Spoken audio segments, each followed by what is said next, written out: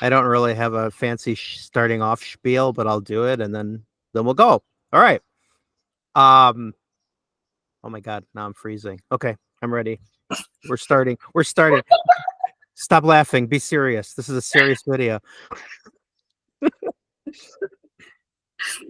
Happy Wednesday. It's time for my weekly video, but as you can see, the format's quite different. Maybe like my viewers, I'm tired of just seeing myself. So I thought once in a while I'd do some author spotlights with some of these authors that I've mentioned before how much I like my experience on Facebook with the Facebook author page and all these authors I've met. Well, here's one of my favorite authors that I've met that we're going to do a little chat here. And I hope you all like it. So first and foremost, why don't you introduce yourself to my massive audience and what you do or what you write? Absolutely. So I'm Haley Ann Marie, and I'm the author of a 6-books epic fantasy, grimdark fantasy series, Elementas. I only have 2 books out now. Third book should release winter of 2025, but it's all fun. You know, it's humanoids in the shape of elements, and the basic goal is to, rise, defy, and survive. So since we're on that subject, and I bet you, I mean, I know I just watched an interview with you recently, and you probably get this question every single time, but I imagine there's people that aren't familiar with grimdark, and I'm going to let you answer that and then give my take on it. Yeah, absolutely. So grimdark is a, really small little subgenre of fantasy, and not just fantasy. It can be sci-fi and other subgenres, but really grimdark is just, it's more of a theme. It's grim, such as like the setting and the world building. Don't expect sunshine and rainbows kind of thing. And the dark is more of like the style of the characters. People are generally just not good. If you're looking for a hero who's just all for the good, and you're not going to find it. There's a lot of realism despite it all, whether it's fantasy or what have you, because the worlds are just not friendly. But there can be hope still. Not everyone has to die. Like a lot of people think, oh, it's grimdark, everyone dies. Like, no, I've read plenty of grimdark where none of the main characters die. Almost like no main characters or side characters die. I mean, other people definitely do, but it's just an unforgiving world. You never will get to the end without some tragedy, bloodshed, or disaster. It's a lot of bleakness. That's what I like in my stories. I like things going wrong. It's fun to me. I guess it could be predictable because you expect things to go wrong, but you never know how it's going to go wrong, and that's why I love the genre. So I knew very little about it before I encountered authors like yourself and Danny Wiebe and others that I've now like personally met through social media. But I'm pretty much one of those people that likes happier stuff. Like not all, I mean, I don't even write like super happy stuff as it turns out, but I don't like things that are overly dark or grim. I mean, there's been TV shows that I bailed on because they were just too dark or too whatever. But anyway, I've also got this goal over the last few years of reading books that I don't like, genres I don't normally read. So I was eager to read your first book, and I did. And I think if I had never heard of grimdark, I don't even know that I would have put a label on it, because yes, it's dark. It starts off pretty heavy, like literally in the mud and like kind of a grim world, but there's definite darkness that happens to the main character and others. But I think, yeah, like you said, it wasn't hopeless. And in fact, I didn't feel at any point like, oh my God, this is too much, I got to pull a plug. I loved it, as my review reflected. But so yeah, I think for somebody listening and thinks, oh, I don't know if I like dark stuff, it's not. I mean, there's some that's like you said, I think that are darker than yours, and some that are much more desolate. But it doesn't inherently mean everything's going to be end in tragedy, and you're gonna like don't get attached to any characters because they're all going to die. Yeah. I mean, there's some grimdark out there that even it was too much to me. I felt like it was just gory and dark for the sake of gore and dark, where I it to drive the story. I want it to be part of the world, not just, hey, let's just slaughter this guy and have his intestines spilling out because why not? I'm like, I like the purpose of it, you know? So, I mean, as much of a fan I am, I do like it to be purposeful. So, like, if Right. you're going to torture someone, make sure it's for the greater good. Kind of. Right. Not just senseless. Yeah. Yeah, yeah. I mean, some people do get a little crazy, which is fine. You know, it's therapeutic to torture people. I do it in my books, but you know, it's some things can be too dark even for me, even though I absolutely love the genre. Got it. So you're I mean, you're, if I'm not mistaken, wrapping up writing your third book in a Um, or fourth, but no, I'm wrapping up editing. I'm actually on the epilogue, finally editing it, and it's gonna go to my beta reader so they can destroy it, rip my heart out, so I can make it better. it's how we all get better, right? It's Ex- painful, but it's a process. you need it. You need that constructive criticism, or otherwise you're never gonna get better. I mean, Yame, I released it 5 years ago, and I'm so glad I never promoted it. Like I just kind Oh of yeah. published it and was like, okay, I did it. And I didn't touch it. And then I was getting close to being done with book two, and I was like, all right, I need to like actually have this looked at. And my beta reader read book two and gave me lots of notes. And I realized, wow, this is not going to be that good. And I'm like, that means Yame's not that good. And so I even took my beta's notes and put it or applied it to Yame. And once I released the second edition, then I started promoting it because I was like, oh my gosh, like I'd give myself a 1 star after what that thing went through. Like that was just rough. No matter the 8 years I took editing it, I didn't know what I was doing. You know, a first time author, you don't know what you're doing. Right.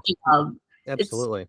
it's impossible to know unless I mean, I'm sure it happens, but it's impossible. So doing the second edition and then War of the Gods coming out or came out last year, and that seems to be fine. And so I'm applying everything I've learned over the last two books into book three as well. So I'm hoping I still have a resemblance of a soul when she's done with it, but you know, we'll find out, see if I've learned anything or not. Well, some of your characters have gone through tough times to get better, so this is just you getting kind of what they've experienced. Yeah, except I don't have to really shed blood for this one. So I That's think hopefully not. Yeah. I'm not saying I didn't shed tears, but you know, there was no bloodshed for That's me getting better. we don't want to scare people off from writing. Um so something I've mentioned a number of times is like my first book, Gemini Girl, I started like 20 some years ago, and then I sat on it forever, finally launched it. It's a lot different now than it was when it started, but Yame, you started a long time ago, right? Yeah, so when I turned 18 for like a graduation present, my family got me like a computer for college, even though I was already in college technically when I graduated high school, but that's neither here nor there.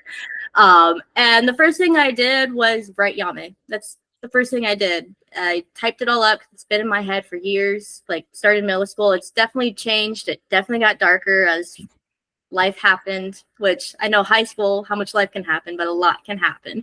Um, and then I tucked it away and had zero intention of releasing it, anyone reading it. And I think a couple of months, if not a year later, uh, somehow my sister found out. I don't know if I just confided in her or what, and she demanded to read it, and my heart sank, my gut sank. I was not okay with it, but I let her read it, and she said, if you really work on this could be really good. And I was like, well, no, I have to. So I took those 8 years. I probably took 2 years off in those 8 years, to be honest, but like I picked at it, I edited it, as I said, clearly not well enough because I had a second edition. But and then I finally just, you know, said, all right, enough's enough. I'm going to be done with it. And it is definitely a long journey. Like, but I enjoyed it. I mean, I wrote just because I like writing. I didn't write to, you know, bestseller. Not saying it wouldn't be cool, but like I'm just having fun.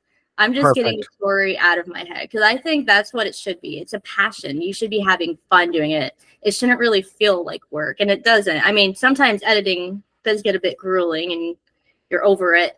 But you Yeah. know, but it is fun to me. I enjoy all of it. I enjoy the author community too. I didn't find it until I haven't even been part of it until well, almost a year now. And it is an absolute blast. There are so many great authors out there, and we're all just kind of understanding each other, the struggle, and it's all just fun. The whole process, the writing, the editing, meeting other authors, meeting readers at events that I do. It's all fun. Well, that perfectly segued to two things I was going to talk about with you. One is the whole social media experience, because I agree. It's like I think one of the most rewarding things I did was set up a Facebook page, and I still remember having like no followers, and then just kind of glomming onto people that look like they had a lot of followers. Mhm. And if there's one thing I've learned, it's whether you have like 500, 1,000, 2,000 more. It's like we're all kind of going through the same thing. It's like the things you mentioned. It's like maybe we all started when we were young doing it for fun, and then got distracted or didn't do it. We're all struggling to figure out algorithms and crap that's out of our control. Um, yeah. Yeah. Yeah, I tried in the very beginning. I was like, all right, I'm going to post only about promotion stuff, worry about the algorithms. And I was miserable. I hated it. Because nothing was happening. No, I wasn't going anywhere. I was like, this isn't fun anymore. Like, promoting is not fun.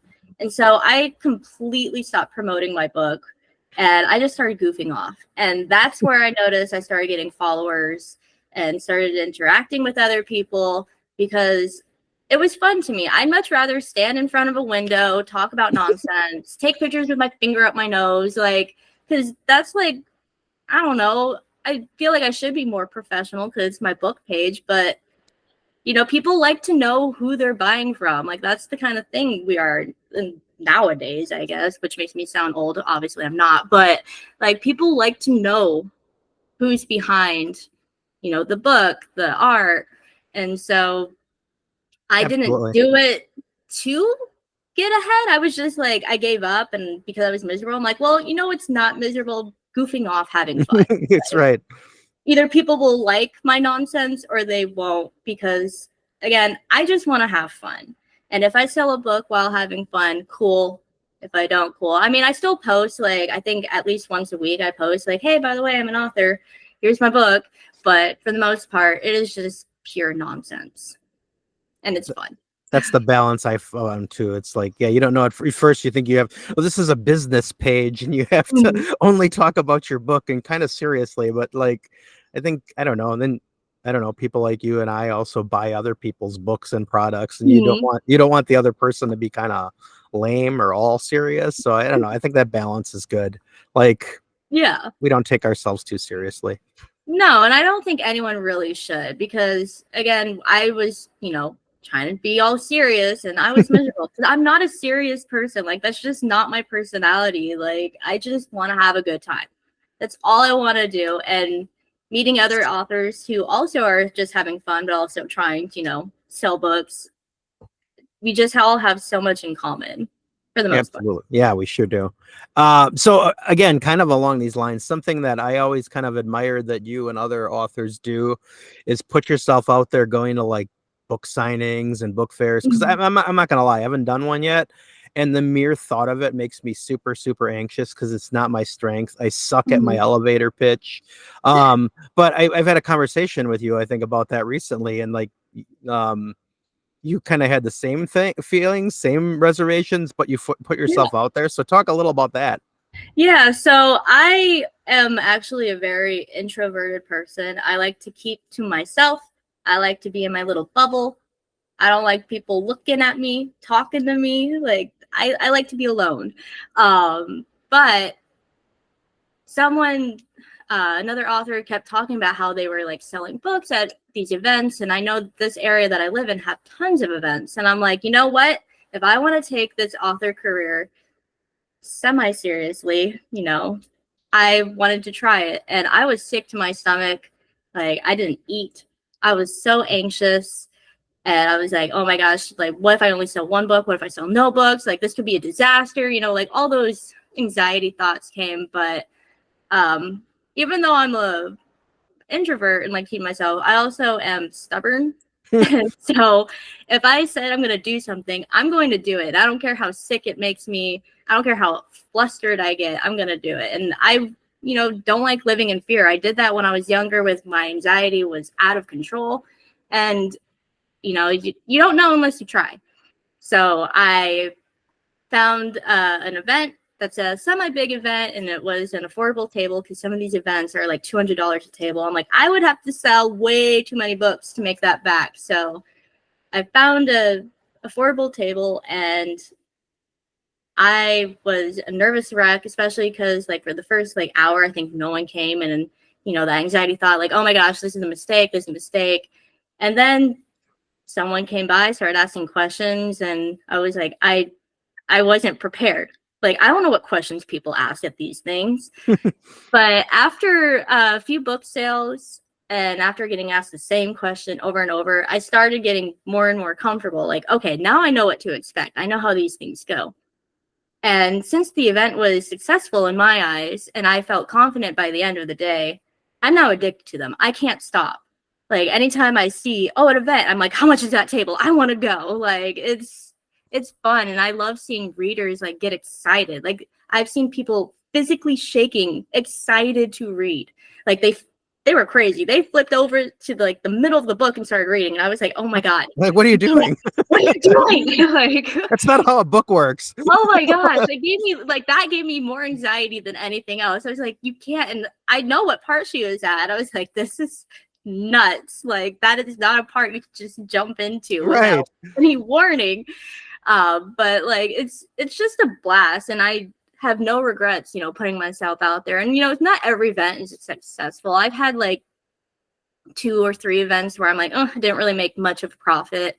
But most of them are just an absolute blast. Even the other vendors, they're so helpful out here. I mean, I assume everywhere, but they're so helpful. They give you pointers. Everyone's just helping each other because we're all, independent makers. We're all trying to sell our product. It's not a competition, which it shouldn't be, even with other authors or other makers. There's no competition necessary. But it's an absolute blast, and I always tell people, just give it a try. Even if you're sick to your stomach and you want to throw up, you got to do it because it's a blast. I'm hearing that enough that at some point I will not rule out doing it. But honestly, I just think about like my career. I think of things like doing these videos like I do every week. Like there was a time in my life I would have been mortified to A, put myself on camera, B, listen to myself, C, post it live.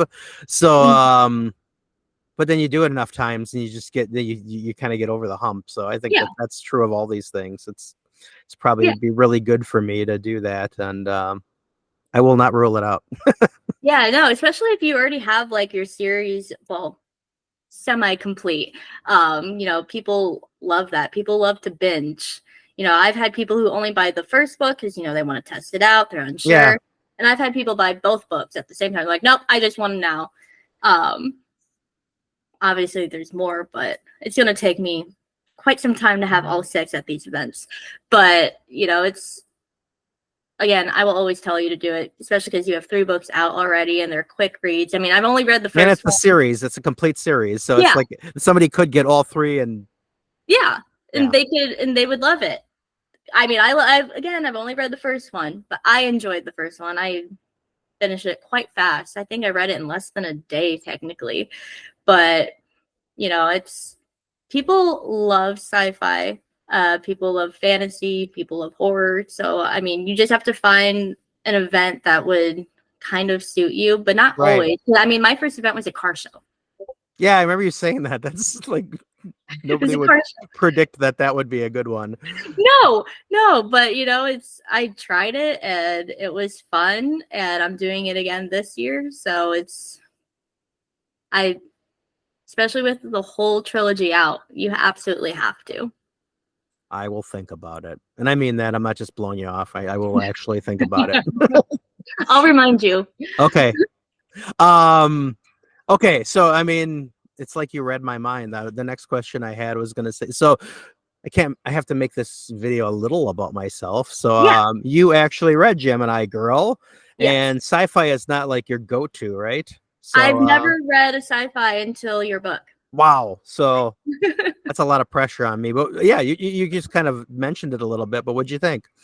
I really enjoyed it. I really did. Like, I could tell right off the bat that Mass Effect was an influence on you. I mean, again, I don't read sci-fi, but I've played sci-fi games, you know, and Mass Effect is one of my top 3 games. And so I could definitely like feel it. And so that just made me enjoy it even more because like I got that vibe, and I don't know even know how to describe it. I just really enjoyed it. I love the pacing of it, the character. Like I wanted to know like what is going on.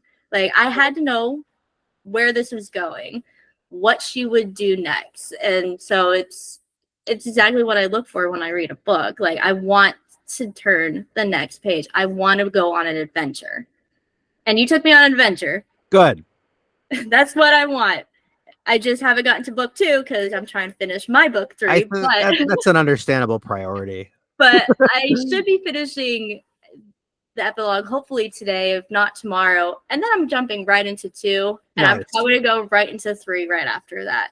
As long as you keep taking me on a fun adventure. I will. I don't think they just completely spin off the road and suck in book 2 and 3, even by my self-deprecating standards. So I think you'll be all right. I think if you liked 1, which was my first book, Yeah, lots of learning, like you talked about earlier. yeah, Like I went through all of that.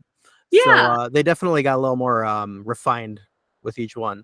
Yeah, and that's how it should be. Like you know, your writing should get tighter by the time you get to second book. Even traditional authors that I read, like I notice a big difference from 1 and 2 and 2 to 3. Like it should go that way. So I thoroughly expect it to be fun and a bigger adventure because I've seen some stuff that you post ahead of time, like the world gets a bit bigger, you know, and that's what I love. Awesome. I love growth because if it's like same character in the same little universe over and over and over again, like I'm going to get bored. So like I want to go on an adventure, whether it's on a spaceship or the back of a horse. Like I want to have fun.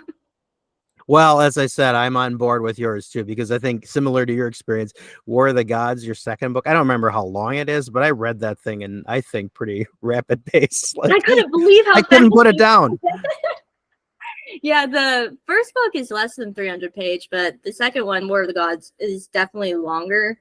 My third book's actually almost 400, just shy of 400. So, you know, they get longer. I don't remember yours. I think yours slowly get longer too. Little bit, yes. Like the first one's like, I don't remember if this is Kindle pages or real pages, but it was like Yeah. 120 some pages, and then Mhm. it goes to like mid 100s and then close to 200 maybe. So I mean, I tack on a little bit, not radically. I actually wanted to keep them novellas for Yeah. consistency's sake.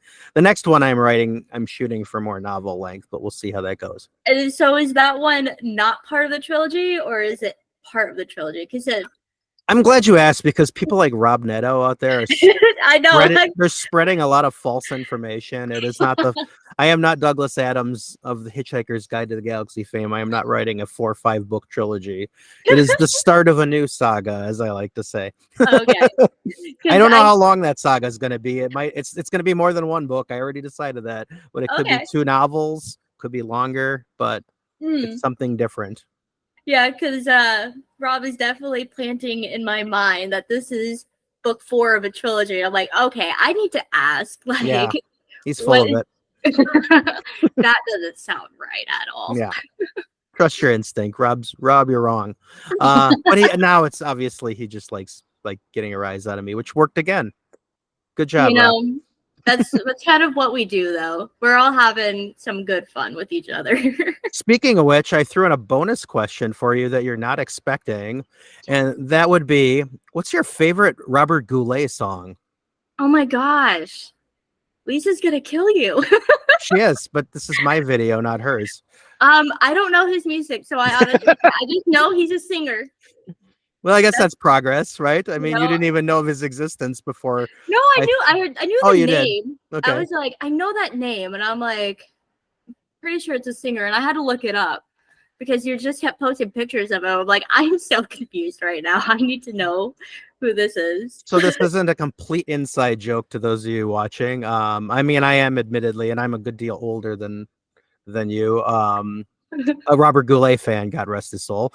But I was just playing around the other night when I should have been writing with like AI just for myself. I'm not going to put stuff out there other than subjecting it to other authors.